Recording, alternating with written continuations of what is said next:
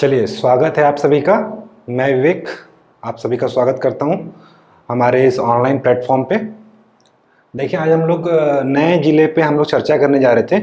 हमने पहले तीन नए नए ज़िलों के पर चर्चा किया हुआ है। सबसे पहला ज़िला हम लोगों ने पढ़ा था छुई खदान खैरागढ़ गंडई।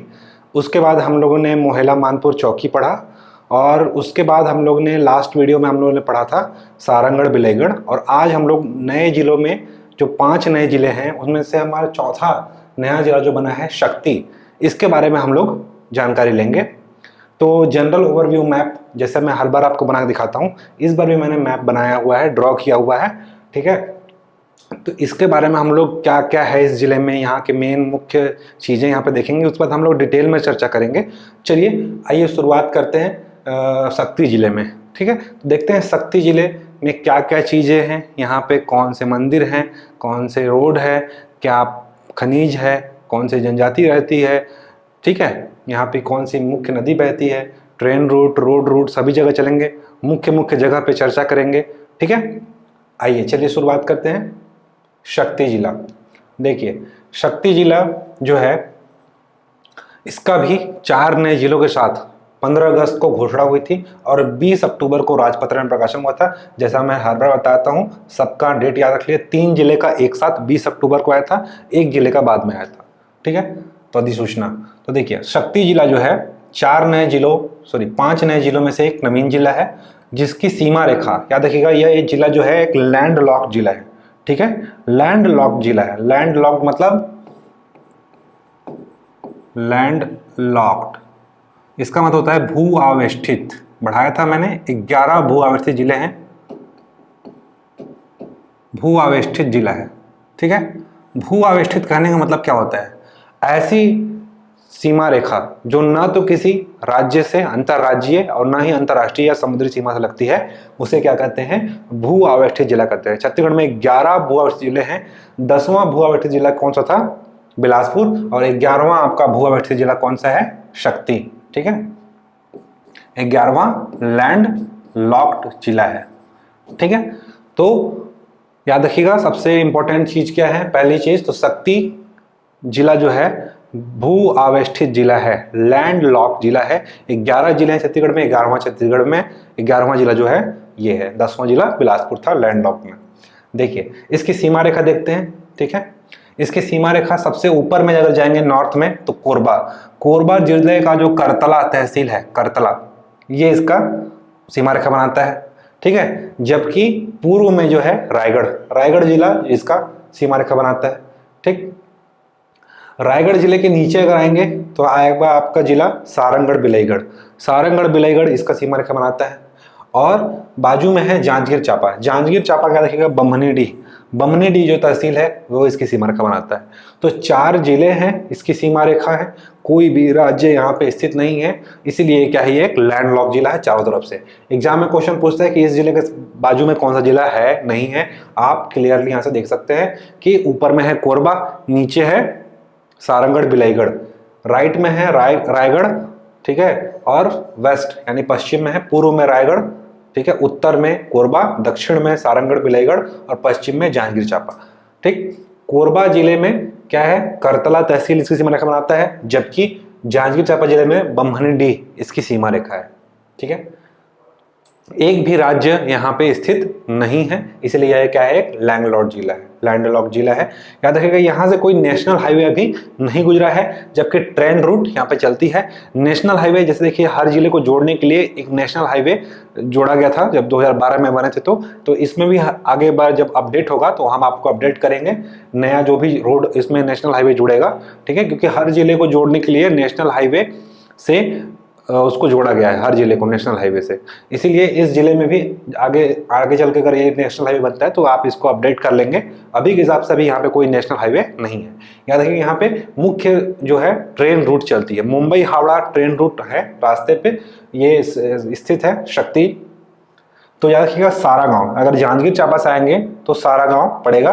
सारा गांव से ट्रेन रूट से जाते सीधे ये शक्ति स्टेशन पड़ेगा, ठीक है। उससे पहले क्या है? नया बाराद्वार, बाराद्वार अभी नया तहसील बना है, हाल ही में मुख्यमंत्री भूपेश बघेल घोड़ा द्वारा नया तहसील बनाया गया है, नया बाराद्वार। उसके बाद सक्ती, 2 स्टेशन पड़ेगा यहाँ पे। तो याद रखिएगा जो नया बाराद्वार है, स्टेशन से आएंगे तो हम लोग नया बाराद्वार जांजगीर से आएंगे, सारा गांव से सारा बात क्रॉस करेंगे सक्ती जिले में, तो सबसे पहले पड़ेगा नया बाराद्वार।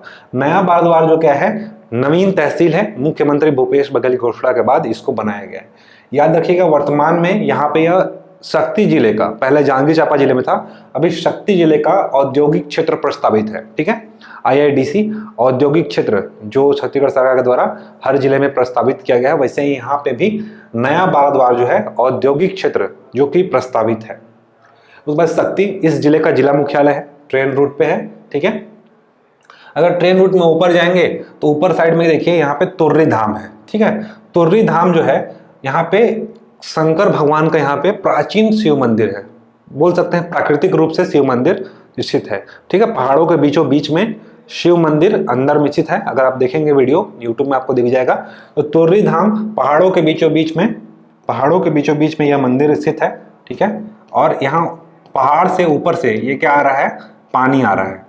ठीक है, और ऊपर से पानी जो आ रहा है ये शिवलिंग पर प्रवाहित होता है। ठीक है, तर तर करके शिवलिंग पर गिरता है, इसीलिए इस धाम का नाम क्या पड़ा है, तुर्री धाम।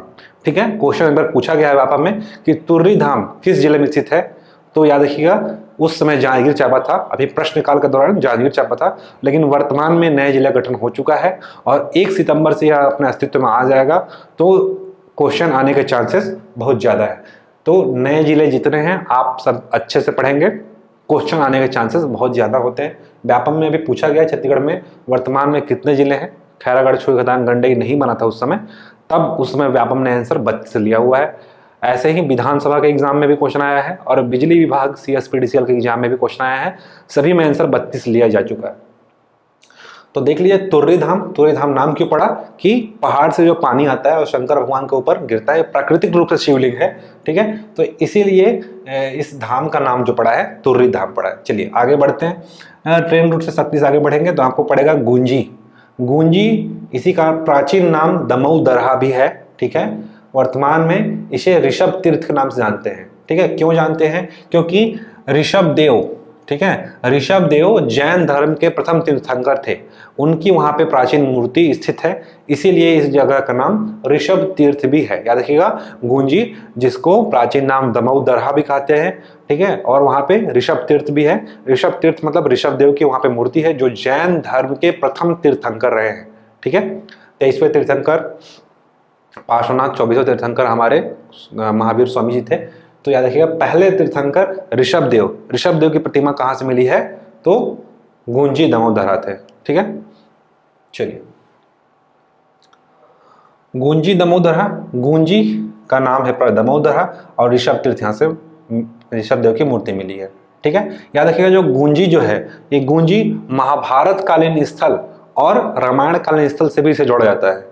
ठीक है, क्यों, क्योंकि यहाँ पे रामायण कालीन स्थल जो है रावण खोल, ठीक है, जटायु मरण इत्यादि इसी के नजदीक आसपास में स्थित है, इसीलिए गूंजी को ऐतिहासिक पुरातात्विक महत्व है। ठीक है, तो ज़्यादा से ज़्यादा इसे इम्पोर्टेंट समझिए और हर एग्जाम में यहाँ से लगभग क्वेश्चन पूछे जा चुके हैं, हर तरीके के क्वेश्चन पूछे जा चुके हैं। तो गूंजी का अपना एक ऐतिहासिक पुरातात्विक और धार्मिक महत्व भी है।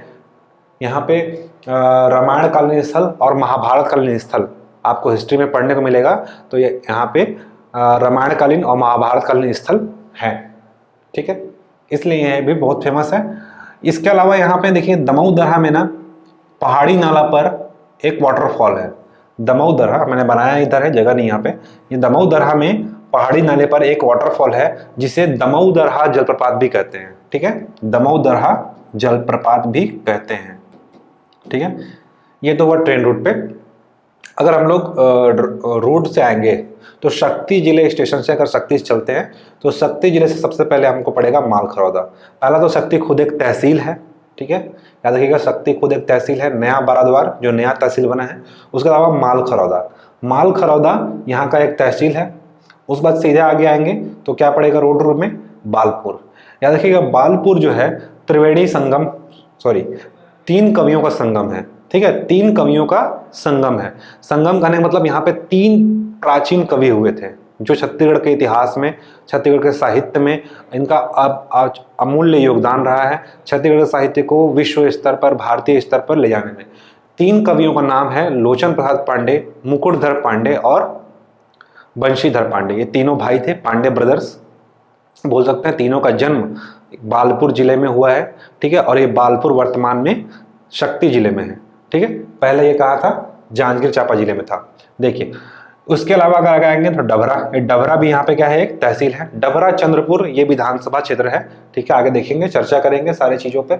डभरा जो है यहाँ पे वर्तमान में क्या है, तहसील है। तो इस जिले में 4 तहसील हैं, सॉरी ये एक जयजयपुर भी तहसील है, ठीक है। तो ये इस रोड में आएंगे तो आपको पड़ेगा सबसे पहले नया बाराद्वार, पहला तहसील, दूसरा शक्ति, तीसरा मालखरौदा, ठीक है, चौथा डभरा और 5वां जयजयपुर। 5 तहसील है, ठीक है।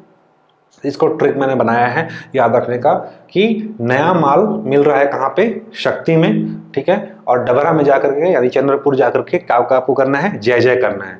नया माल कहाँ मिलेगा, शक्ति में, और आप चंद्रपुर में जाकर के यानी डबरा में जाकर क्या करेंगे, जय जय करेंगे, ठीक। तो ये यहाँ का तहसील है। चलिए अगर बमनीडीह से आते हैं जांजगीर चांपा होके, लोकल रोड है, सबसे सारे लोकल रोड ही हैं, ठीक है, स्टेट हाईवे भी नहीं है। तो लोकल रोड से आएंगे तो जयजयपुर पड़ेगा, जयजयपुर सीधे कहाँ मिल जाता है, ये मालखौर्दा पर जाके मिल जाता है, ठीक है। देखिए नया बाराद्वार के नीचे ये क्या है, ठठारी जिला है, ठठारी जगह है, ठठारी जगह है, ठठारी जगह है।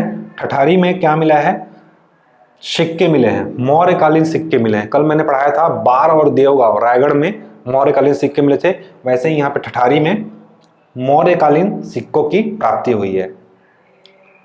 इसी तरह इधर राइट साइड में अगर रायगढ़ के बाजू में देखेंगे तो यहाँ पे अड़भार नामक जगह है, अड़भार में अष्टभुजी माता का मंदिर है, ठीक है। अष्टभुजी माता कहने का मतलब माँ देवी, काली देवी, दुर्गा देवी, आप जो भी समझते होंगे, शक्ति पीठ के रूप में आप समझ सकते हैं कि अड़भार में अष्टभुजी माता का मंदिर है। इसीलिए यहाँ हर नवरात्रि चैत्र और कुंवार में मेला लगता है। याद रखिएगा कि जहां भी माता का मंदिर होगा वहां पे कुंवार और चैत्र महीने में मेला लगेगा अगर पूछेगा तो, और जहां भी शंकर भगवान का मंदिर होगा वहां पे माघ पूर्णिमा में लगता है, शिवरात्रि के दिन, ठीक है। याद रखिएगा एक अपवाद है, जब कवर्धा पढ़ेंगे बताऊंगा, भोरम देव मंदिर है वहां पे अलग है, वो अलग मेला लगता है वहां पे शिवरात्रि के दिन, कुंवार में लगता है, चैत्र में लगता है। चलिए याद रखिएगा अड़भार का जो अष्टभुजी माता का मंदिर है वो केंद्र संरक्षित स्मारक है। याद रखिएगा छत्तीसगढ़ में केंद्र संरक्षित स्मारक में एक केंद्र संरक्षित स्मारक अष्टभुजी माता का मंदिर यहाँ पे है, जो कि केंद्र संरक्षित स्मारक है, ठीक है, केंद्र के द्वारा संरक्षण किया गया है। उसके आगे अगर आप बढ़ेंगे तो यहाँ पे देखेंगे किरारी गांव है, किरारी नामक गांव है, जहाँ पे सातवाहन काल का काष्ठ स्तंभ की प्राप्ति हुई है। काष्ठ स्तंभ करने मतलब लकड़ी का स्तंभ, लकड़ी का तालाब के बीचों बीच में बहुत बड़ा स्तंभ प्राप्त हुआ था, जिसे पुरातत्व विभाग द्वारा खोजा गया और वर्तमान में यह गुरु घासीदास संग्रहालय रायपुर में स्थित और सुरक्षित रखा गया है। चलिए अगर बालपुर हम देख लिए, बालपुर से आगे आएंगे डभरा तहसील पड़ेगा। उसके अगर आगे आएंगे तो ये चंद्रपुर पड़ेगा। याद रखिएगा चंद्रपुर धार्मिक स्थल है, ऐतिहासिक स्थल है, याद रखना है। चंद्रपुर इसलिए भी फेमस है, यह छत्तीसगढ़ का एक शक्ति पीठ है।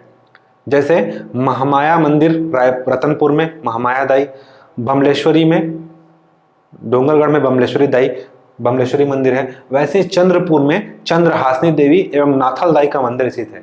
देखिए ये चंद्रपुर जो है वो चंद्रपुर 3 नदियों के संगम पर बसा हुआ है। मैंने बताया था कि छत्तीसगढ़ में 3 संगम है। पहला खैरागढ़ हम लोग पढ़े हैं, आमनेर, मूसका, पिपरिया। दूसरा संगम ये देख लीजिए मांड नदी कहाँ से आती है, सरगुजा संभाग से, ठीक है। मांड नदी मैन पार्ट साइड से निकलती है और कहाँ से आती है, रायगढ़ होते हुए ये चंद्रपुर में, और नीचे से आ रही है ये महासमुंद से आ रही है, महासमुंद से ये आ रही है लात नदी, महानदी मांड। ये देखिए ये महानदी है, ये क्या अपना महानदी है, ये देखिए महानदी मैंने हम लोग कल पढ़े थे। ये महानदी सीमा रेखा बनाते हुए जांजगीर चांपा, शक्ति और रायगढ़ की सीमा रेखा बनाते हुए कहाँ चली जाती है, उड़ीसा चली जाती है।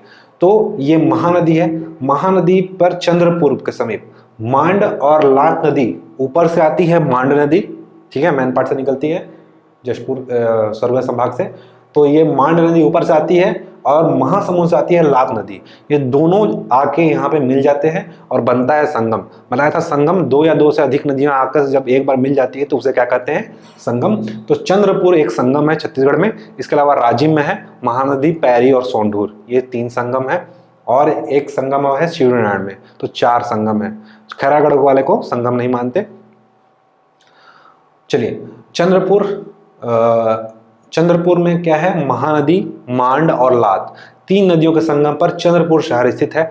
चंद्रपुर में चंद्रहासिनी देवी का मंदिर और नाथलदाई मंदिर स्थित है। याद रखिएगा, नाथलदाई का जो मंदिर है वो महानदी के बीचों बीच टापू में स्थित है। टापू के बीचों बीच में कौन सा मंदिर स्थित है, तो नाथलदाई का मंदिर स्थित है। वर्तमान में अभी बाढ़ में डूब गया है। हर साल लगभग बाढ़ में वहां पे बाढ़ आ जाते हैं, मंदिर तक क्रॉस कर जाती है और अभी मंदिर डूब गया है। तो याद रखिए कि चंद्रपुर जो है, चंद्रपुर ऐतिहासिक धार्मिक स्थल है। यहाँ पे नाथलदाई और चंद्रहासिनी देवी का मंदिर स्थित है। ठीक है, चंद्रहासिनी देवी के नाम पर ही इस जगह का नाम क्या पड़ा है, चंद्रपुर पड़ा है। इसके अलावा देखिए महानदी पर, यहाँ पे महानदी गुजर रही है। महानदी पर इस पर जल औद्योगिक परियोजनाएं स्थित है। जल औद्योगिक परियोजना जांजगीर चांपा जिले में 6-7 परियोजना थी, जिसमें 3 परियोजना कहाँ आ गई हैं, शक्ति जिले में। इस परियोजना का नाम है साराडी, मिरौनी और कलमा। 3 परियोजनाएं हैं।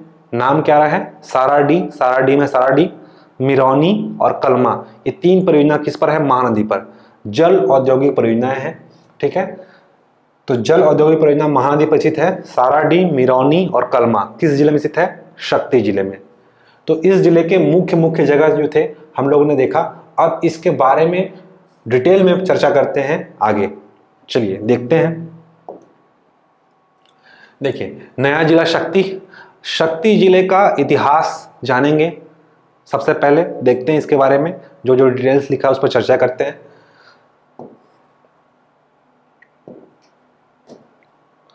घोषणा, देखिए इस जिले की घोषणा बताया था 15 अगस्त 2021 को हुई थी और 20 अक्टूबर को राजपत्र में प्रकाशन हुआ था। ठीक है, सभी 3 जिले एक साथ घोषणा हुआ था राजपत्र में, जिसको अधिसूचना भी बोल सकते हैं। अधिसूचना कब जारी की गई, तो 20 अक्टूबर 2021 को जारी की गई है। ठीक है, तो 3 जिले हैं जिसकी अधिसूचना 20 अक्टूबर को जारी की गई थी। तहसील, यहाँ पे तहसील बता चुका था, शक्ति, नया बाराद्वार, जयजयपुर, मालखरौदा और डबरा चंद्रपुर आप जोड़ सकते हैं, डबरा के पास ही चंद्रपुर। तो बताया था ट्रिक, नया माल कहाँ मिलेगा, शक्ति में, और डबरा या चंद्रपुर जाके क्या करना है आपको, जय जय करना है। ठीक है, माता के दरबार पे जय जय करिए। तो तहसील है ये। विकास खंड याद रखिएगा, 5 तहसील है लेकिन 4 विकास खंड है। तो 5 से अगर तहसील याद हो गया तो एक विकास खंड नहीं है, और वो कौन सा नहीं है, नया बाराद्वार, क्योंकि अभी नया बना है ब्लॉक।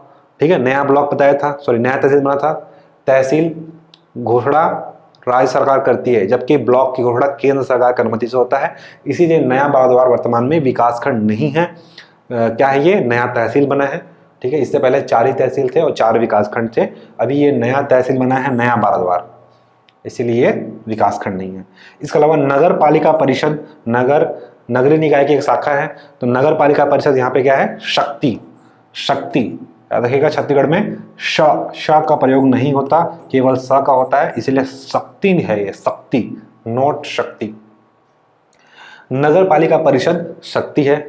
जबकि लोकसभा क्षेत्र, यह जांजगीर चांपा लोकसभा क्षेत्र के अंतर्गत आता है। यहाँ के सांसद जो हैं, और याद रखिएगा ये जो लोकसभा क्षेत्र है ये SC लोकसभा क्षेत्र है। ठीक है, और इस यहाँ के सांसद क्या है, गुहाराम अजगले।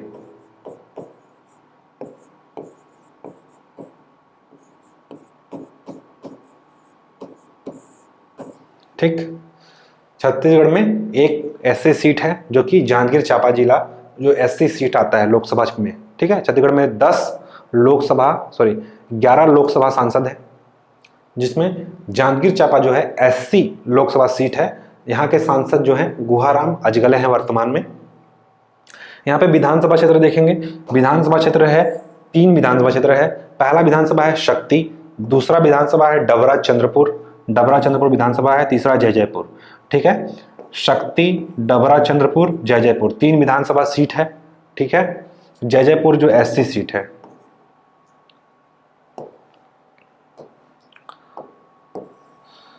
अब देखिए शक्ति के बारे में, यहां तक हमने पढ़ा लोकसभा, राज्यसभा, विधानसभा। अब पढ़ते हैं हम लोग शक्ति रियासत बारे में। शक्ति रियासत का इतिहास। शक्ति रियासत का अर्थ ही होता है, शक्ति का अर्थ होता है बलवान, ठीक है। इस शक्ति से इसका नाम पड़ा है शक्ति। बोला था छत्तीसगढ़ में इस स का प्रयोग नहीं होता, तो इसीलिए छत्तीसगढ़ में क्या नाम रखे हैं, शक्ति, ठीक है। तो शक्ति का अर्थ क्या होता है, बलवान। अब इसकी कहानी मैं सुनाता हूं। एक किंवदंती प्रचलित है शक्ति रियासत के बारे में। हुआ क्या था कि संबलपुर के राजा कल्याण साय जो संबलपुर के राजा थे, उनके जो सैनिक थे हरि और गुज्जर, वो निकले थे शिकार में। तो शिकार में निकले थे तो जो उनके जो सैनिक थे हरि और गुज्जर, उन्होंने एक भैंसे का शिकार काष्ठ तलवार से किया था। काष्ठ तलवार यानी कि लकड़ी के तलवार से भैंसे का शिकार किया और उनका सिर कलम करके राजा को प्रसन्नचित कर दिया। यानी कि अपने साहस, शौर्य और वीरता का प्रदर्शन दिखाकर उन दोनों भाइयों ने वन भैंसे का काष्ठ के तलवार से सिर कलम कर दिया और शिकार किया था।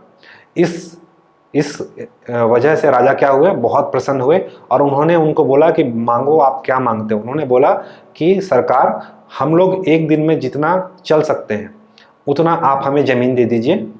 तो इन दोनों भाइयों ने 138 मील की दौड़ लगाई, दोनों मिल करके दौड़े और जितना क्षेत्र ये दौड़े उतना क्षेत्र इनको राज्य के रूप में, मतलब इनको उपहार के स्वरूप दे दिया गया। तो ये 138 मील का जो क्षेत्र था वही क्षेत्र क्या था, शक्ति था। और इसके वो दोनों हरि और गुज्जर संस्थापक कहलाए आगे चल के, ठीक है। तो याद रखिएगा, एक किंवदंती संबलपुर राजा कल्याण साय जो दोनों सैनिक थे, उनको वीरता और शौर्य के प्रदर्शन के स्वरूप में उपहार स्वरूप शक्ति जो रियासत थी, ठीक है, शक्ति रियासत है, सबसे छत्तीसगढ़ में सबसे छोटी रियासत है, क्योंकि इन्होंने एक दिन में दोनों भाई मिलकर के 138 मील जो कूदा था, इन्होंने दौड़ लगाई और दौड़ लगाने के बाद जो जगह बचा वो उस जगह का नाम पड़ा शक्ति। क्यों पड़ा, कि उन्होंने अपने शक्ति, बलवान, शौर्यता, वीरता का प्रदर्शन किया था, इसीलिए इस रियासत का नाम शक्ति रखा गया, ठीक है। तो जिसका क्षेत्रफल 138 वर्ग मील है, ठीक है, क्योंकि इन्होंने इतना ही दौड़ लगाया था, 138 वर्ग मील। इसके संस्थापक बताया हरि और गुज्जर। याद रखिएगा, हरि और गुज्जर में से हरि जो थे ये विवाहित थे, इनके पुत्र थे तार माझी जो बाद में यहाँ के क्या बने थे, शासक बने थे, जबकि गुज्जर जो थे अविवाहित थे, ठीक। संबलपुर राजा के ये दोनों क्या थे, सैनिक थे कल्याण साय के। यहाँ का राजवंश देखिए, यहाँ का राजवंश जो है राजगोंड है, जिनकी उपाधि राणा थी। याद रखिएगा कि यहाँ के राजवंश क्या है, राजगोंड, गोंड भी बोल सकते हैं, कि यहाँ के राजवंश की वंशवली क्या है, गोंड है, राजगोंड लिखते हैं, जिनकी उपाधि क्या है, राणा। याद रखिएगा, उपाधि कभी कभार पूछा जा सकता है, तो यहाँ की उपाधि राणा थी, ठीक है।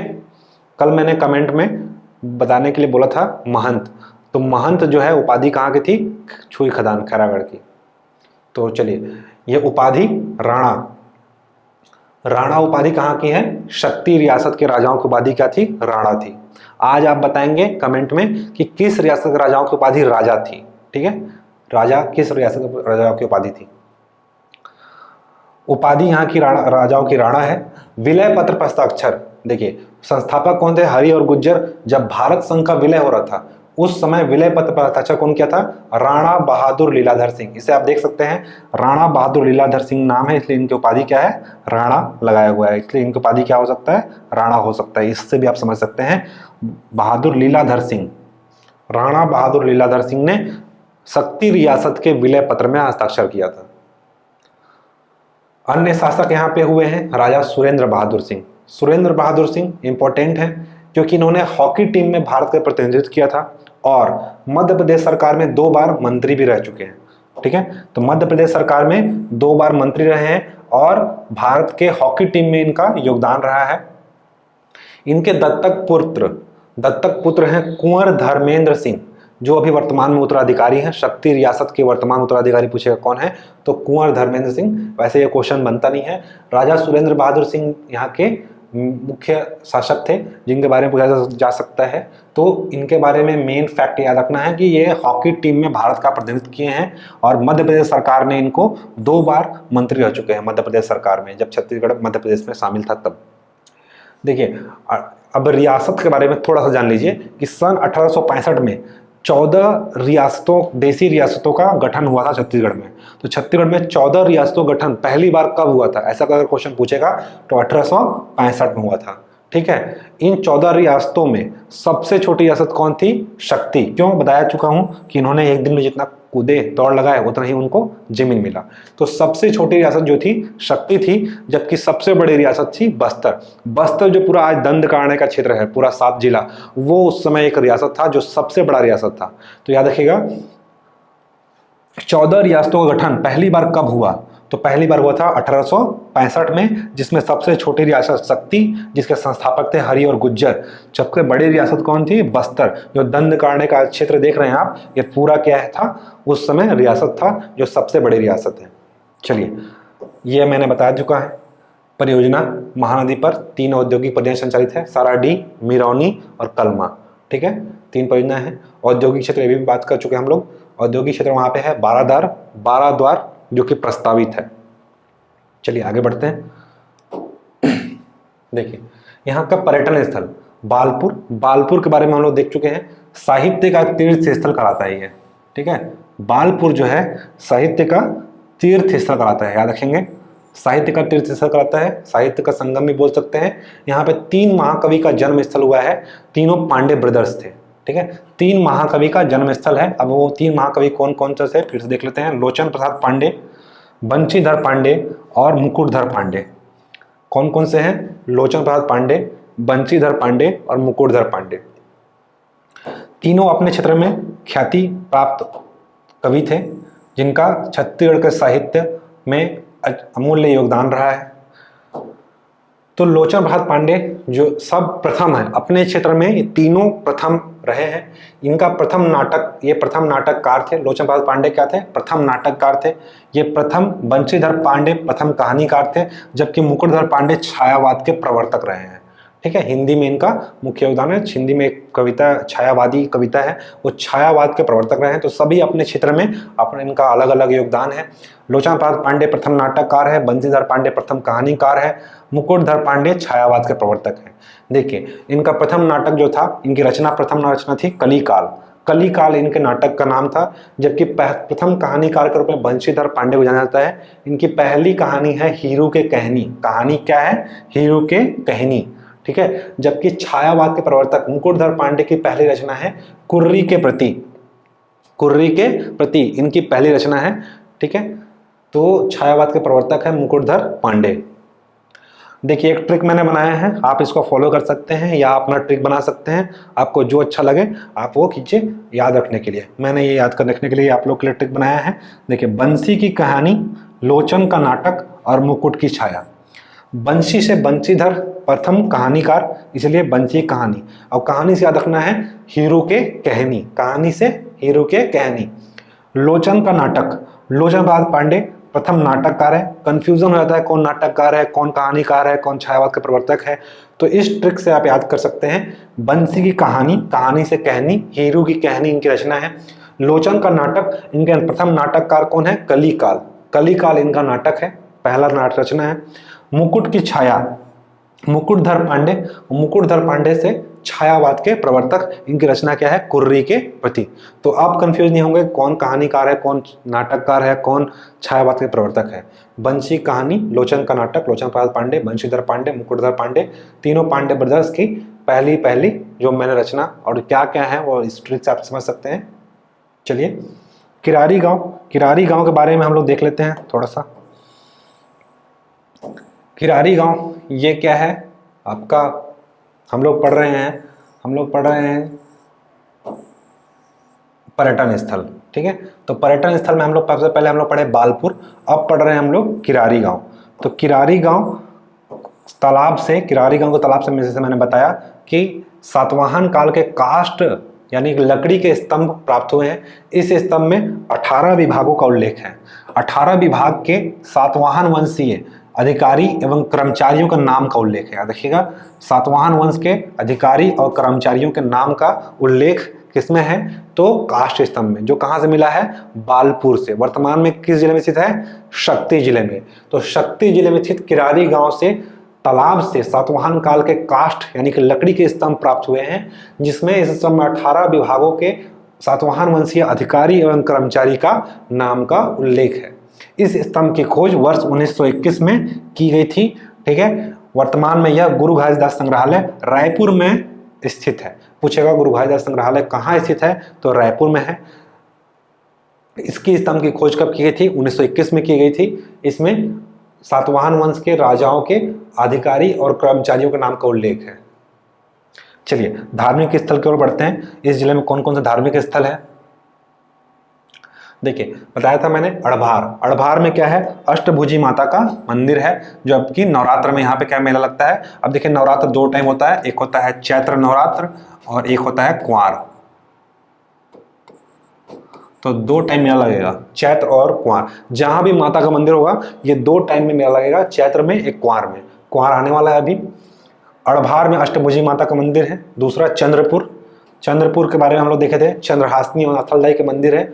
महानदी के बीचों बीच टापू में कौन सा मंदिर है, तो नाथलदाई का मंदिर है। ठीक है, महानदी मांड और लाभ के संगम पर है। देखिए हम लोग याद रखिएगा, चंद्रपुर जो है इंपॉर्टेंट है, कोसा शिल्प के लिए मशहूर है।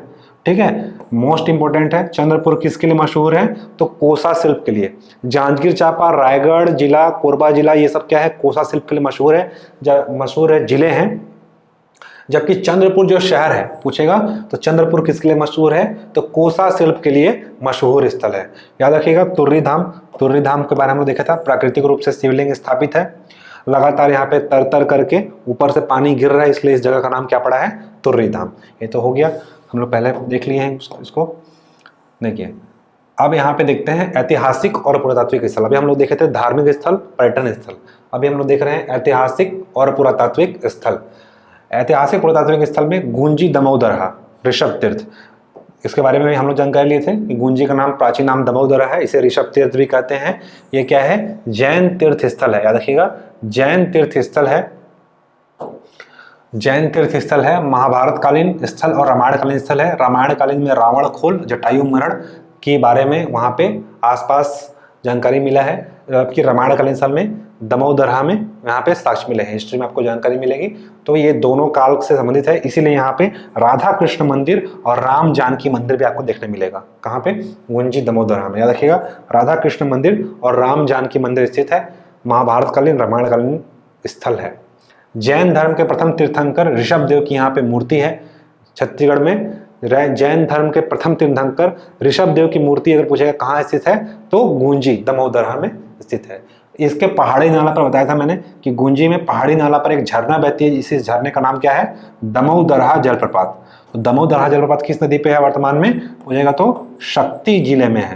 पहले कहाँ था, जांजगीर चांपा में था। तो दोनों ऑप्शन देख के लगाएंगे, अगर जांजगीर चांपा होगा जांजगीर चांपा लगाना है, अगर जांजगीर चांपा नहीं है तो आपको शक्ति को आंसर लेना है। पहाड़ी नाले पर झरना बहती है, इसे दमोदरहा जलप्रपात कहते हैं, शक्ति जिले में है। गुंजी में सातवाहन राजकुमार वरदत्त श्री, याद रखिएगा गुंजी में सातवाहन राजकुमार वरदत्त श्री के शिलालेख प्राप्त हुए हैं। शिलालेख यानी कि पत्थर पर लिखे हुए लेख। ठीक है, तो गुंजी में सातवाहन राजकुमार वरदत्त श्री के शिलालेख प्राप्त हुए हैं। इन्होंने अपने आयु में वृद्धि करने के लिए, याद रखिएगा वरदत्त श्री ने अपने आयु में वृद्धि करने के लिए 1000 गाय का दान कर दिया था। तो बहुत इंपॉर्टेंट फैक्ट है, याद रखिएगा गुंजी में सातवाहन राजकुमार वरदत्त श्री के शिलालेख प्राप्त हुए हैं, जिन्होंने अपने आयु में वृद्धि करने के लिए 1000 गाय को दान कर दिया था। और राधा कृष्ण और राम जानकी मंदिर है, क्योंकि रामायण और महाभारत कालीन स्थल है, इसीलिए यहाँ पे। अब आज के लिए फैक्ट इतना ही था शक्ति जिले में। तो ज़्यादा जानकारी के लिए आप सब गूगल सर्च कर सकते हैं, मैंने जितना जानकारी मिला आपको यहाँ पे दिया हुआ है। तब तक के लिए अलविदा दीजिए, मिलते हैं नेक्स्ट वीडियो लेक्चर पे। Thank you so much. अगर आपको ये वीडियो अच्छा लगा तो लाइक कीजिए, कमेंट कीजिए, शेयर कीजिए, सब्सक्राइब कीजिए, ज़्यादा से ज़्यादा लोगों तक पहुँचाइए। जो हमारी मेहनत है बाकी लोगों को भी पता चलने दीजिए। इससे क्या होगा कि ये जानकारी लोगों तक जाएगी और जो क्वेश्चन बन सकते हैं वो जितने भी बन सकते हैं, जितने फैक्ट थे इस ज़िले में मैंने आपको डिटेल में समझाया हुआ है। और ज़्यादा जानकारी के लिए आप अच्छी बुक्स फॉलो कर सकते हैं। तब तक के लिए धन्यवाद, मिलते हैं नेक्स्ट वीडियो में।